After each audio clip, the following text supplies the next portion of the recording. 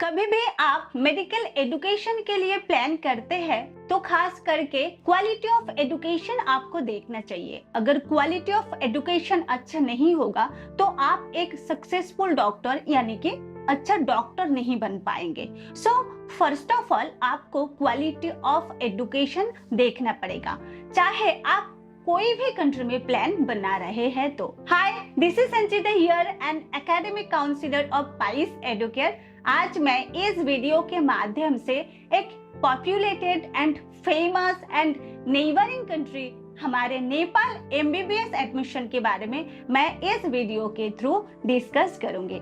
चलिए बात करते हैं नेपाल एमबीबीएस 2024 सेशन के लिए। Dear students and respected parents, जब आप एमबीबीएस इन नेपाल के बारे में प्लान करेंगे उस टाइम आपको कुछ फैक्टर्स याद करना है, यानी कि ध्यान रखना चाहिए। जैसे कि मैं आपको दिखा सकूंगी कि 2021 में 18 नवंबर को एनएमसी गैजेट पब्लिश हुई थी। ओके, तो जब भी आप कोई भी अब्रॉड कंट्री के लिए प्लान कर रहे हैं उस टाइम वो country NMC rules and regulations को फॉलो अप कर रहे हैं कि नहीं कर रहे हैं, इसके बारे में आपको सिक्योर रहना है। अगर कोई country NMC rules and regulations को फॉलो अप नहीं करता है तो वहां का जो डिग्री होगा, डिग्री तो मिल जाएगी बट वो डिग्री इंडिया में वैलिड नहीं हो पाएगा। So coming to the first point, अगर कोई स्टूडेंट बाहर कंट्री में एमबीबीएस करने जा रहे हैं तो that country should have the course duration of 54 months, यानी कि वो कंट्री के पास 4.5 इयर्स का कोर्स ड्यूरेशन होना चाहिए। सेकेंड ऑफ ऑल, अगर कोई स्टूडेंट बाहर जा रहे हैं तो उस पर्टिकुलर कंट्री में उनको 1 साल का इंटर्नशिप लेना मैंडेटरी है। थर्ड पॉइंट इज वहाँ का जो मीडियम ऑफ इंस्ट्रक्शन है वो इंग्लिश में होना चाहिए। And the fourth one is very much important point, अगर कोई स्टूडेंट बाहर कंट्री एमबीबीएस करने जा रहे हैं उनको वहाँ का रजिस्टर्ड डॉक्टर होना है, यानी कि वहाँ का जो लोकल स्टूडेंट्स ने पढ़ रहे हैं यानी कि जो नेटिव स्टूडेंट्स है उनको जैसे लाइसेंस टू प्रैक्टिस मिल जाता है वैसे जितने भी स्टूडेंट्स फॉरेन कंट्री से बाहर कंट्री जा रहे हैं उनको भी सेमली रजिस्टर्ड डॉक्टर का रिकॉग्निशन देना है। तो इस मामले में मैंने फर्स्ट 1 से लेकर के 4 तक जितने भी रूल्स एंड रेगुलेशंस के बारे में डिस्कस की है, ये सारा रूल्स एंड रेगुलेशंस को नेपाल फॉलो अप कर रहे हैं, यानी कि फुल्ली एडजस्ट कर रहे हैं। तो आप अगर नेपाल से एमबीबीएस डिग्री को फुलफिल कर रहे हैं तो आपकी एमबीबीएस की डिग्री इंडिया में बिल्कुल वैलिड है। देखिए, नेपाल में 2 यूनिवर्सिटीज है, पहला काठमांडू यूनिवर्सिटी एंड दूसरा त्रिभुवन यूनिवर्सिटी। काठमांडू यूनिवर्सिटी के अंडर टोटल 10 कॉलेजेस है एंड त्रिभुवन यूनिवर्सिटी के अंडर टोटल 8 कॉलेजेस है and 6 medical colleges are the government medical colleges in Nepal. So यहाँ पे टोटल 22 के करीबन कॉलेजेस है। तो यहाँ पे आप 2 तरीके से एडमिशन ले सकते हैं। फर्स्ट वन इज आप नीट के बेसिस पे, यानी कि नीट का जो पासिंग स्कोर रहेगा उसके बेसिस पे आप डायरेक्ट नेपाल का कोई भी प्राइवेट कॉलेज में एडमिशन ले सकते हैं। एंड आप चाहे तो नेपाल में एक एग्जामिनेशन होता है that is called MEC which means medical education commission common entrance examination. आपको ये एग्जाम देना है, पास करना है, उसके बाद मेरिट के बेसिस पे आपका एडमिशन होगा। अभी मैं डिस्कस करूंगी कि नेपाल में आप एमबीबीएस डिग्री क्यों करें। नेपाल एक ऐसा पर्टिकुलर कंट्री है जहां पे आपको जाने के लिए कोई वीजा पासपोर्ट की जरूरत नहीं है। यहाँ पे आपके पास अगर वोटर आईडी है एंड आपके पास अगर आधार कार्ड है, on the basis of 2 identity card आप नेपाल में कभी भी प्लान बना करके जा सकते हैं।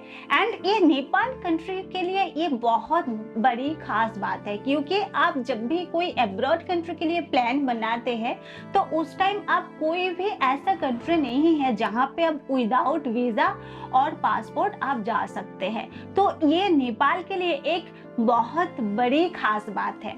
अभी मैं बात करूंगी कि आप कैसे नेपाल में जाएंगे।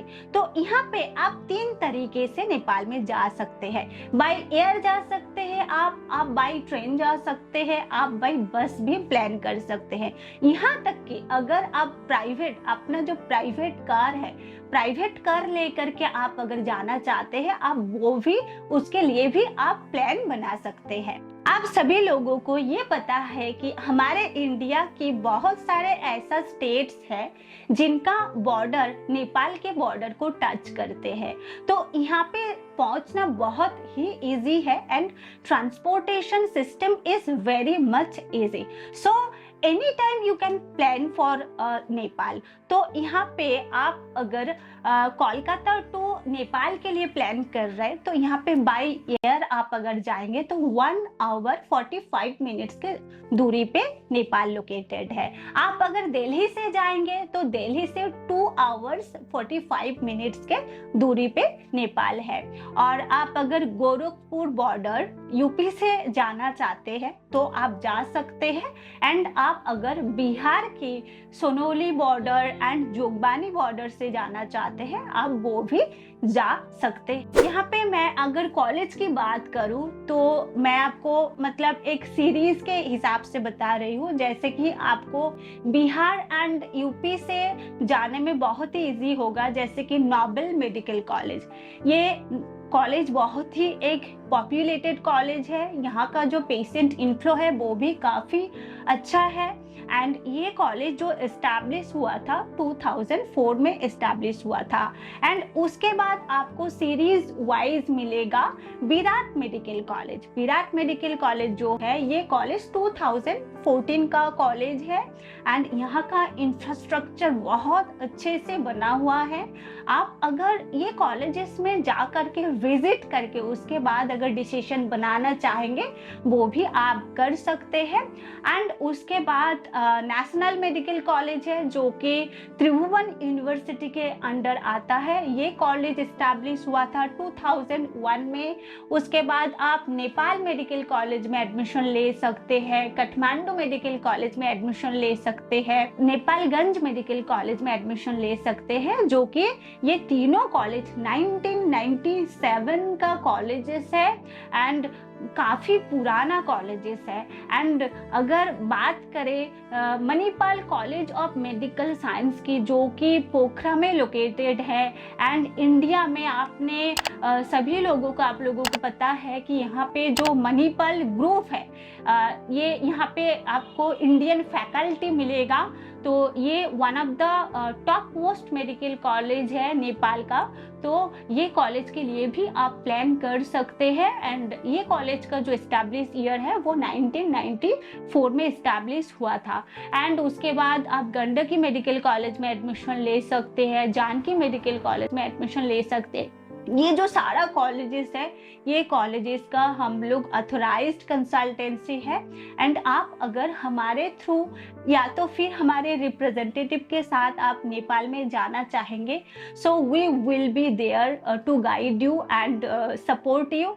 एंड या तो फिर आप खुद भी प्लान बना सकते हैं। एंड नेपाल में आप जब जाएंगे उस टाइम वहाँ पे हमारा जो रिप्रेजेंटेटिव्स है, अथोराइज्ड पर्सन्स है, उन्होंने आपको पूरी तरह से हेल्प कर देंगे। एंड कॉलेजेस का जितने भी इंफ्रास्ट्रक्चर है, जितने भी सेक्टर है, सभी में आपको बहुत अच्छे से घुमा देंगे, ताकि आपका प्लान मतलब आप जो डिसीजन ले रहे हैं उसमें भूल ना हो सके। इसके लिए हम लोग पूरी तरह से टेक केयर ऑफ करेंगे। अगर नेपाल की क्वालिटी ऑफ एजुकेशन के बारे में बात करें तो यहाँ पे हर प्राइवेट मेडिकल कॉलेजेस में एमडी, पीजी एंड एमएस का पढ़ाई होते हैं। तो आप लोग ही जज कीजिए कि जहाँ पे जिस कॉलेजेस में एमडी, पीजी एंड एमएस का पढ़ाई हो रहे हैं वहाँ का फैकल्टी एंड इंफ्रास्ट्रक्चर कितनी अच्छी होगी।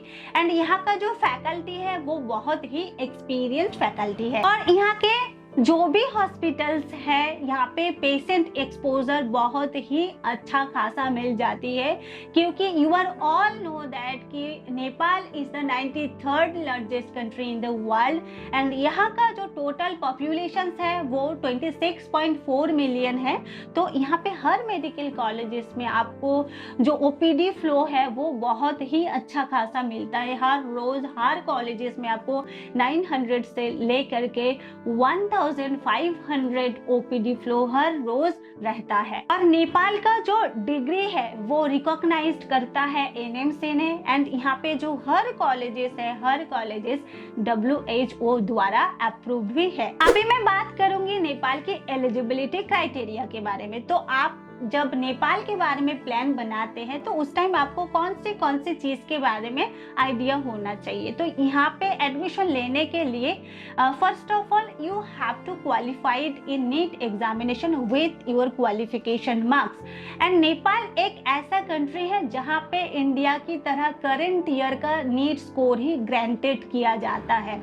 एंड अगर नेपाल के लिए आप प्लान बना रहे हैं तो you should have the subjects of physics, chemistry and biology with the aggregate marks of 50 percentile. तो नेपाल का एक खास बात यह है कि सेकेंड ईयर से एक सब्जेक्ट पढ़ाया जाएगा दैट इज कम्युनिटी मेडिसिन। इसका खास बात यह है कि उस टाइम स्टूडेंट्स लोगों को एरिया में लेके जाना होता है, तो इसके वजह से स्टूडेंट को they have gained a lot of knowledge and ये सारा स्टूडेंट्स ना इंटरैक्ट कर पाते हैं कि पेशेंट कैसा होता है।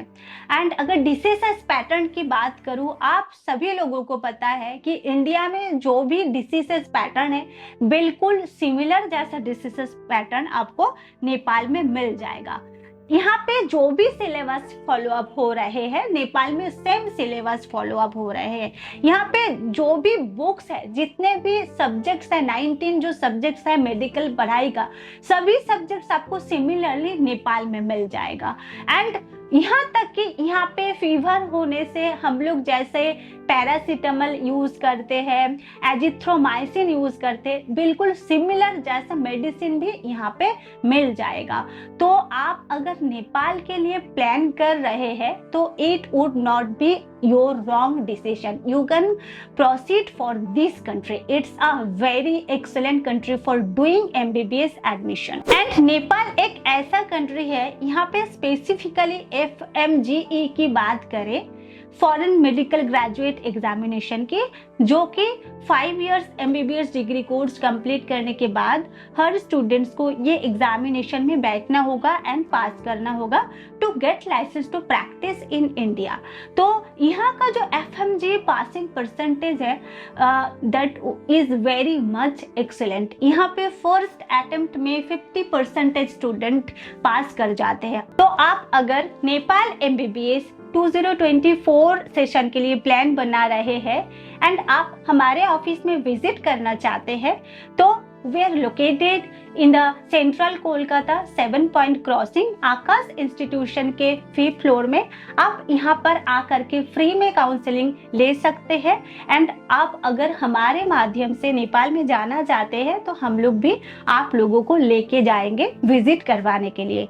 और आपको अगर और भी फर्दर क्वेरी है, आपको डिटेल में जानकारी लेना है, so you can call on my number 8001192700 पे। और आपको अगर और भी जानकारी लेना है तो आप कमेंट करके कमेंट सेक्शन में भी आप बता सकते हैं। एंड नेपाल के बारे में अगर गवर्नमेंट मेडिकल कॉलेज में कैसे एडमिशन होता है, उसके लिए रिक्वायरमेंट क्या है, इसके बारे में अगर आप जानना चाहते हैं तो हम किस टॉपिक के ऊपर वीडियो बनाएं, आप थोड़ा सजेस्ट कीजिए, हम उस टॉपिक के ऊपर वीडियो बना देंगे। So thank you so much and wish you all the very best.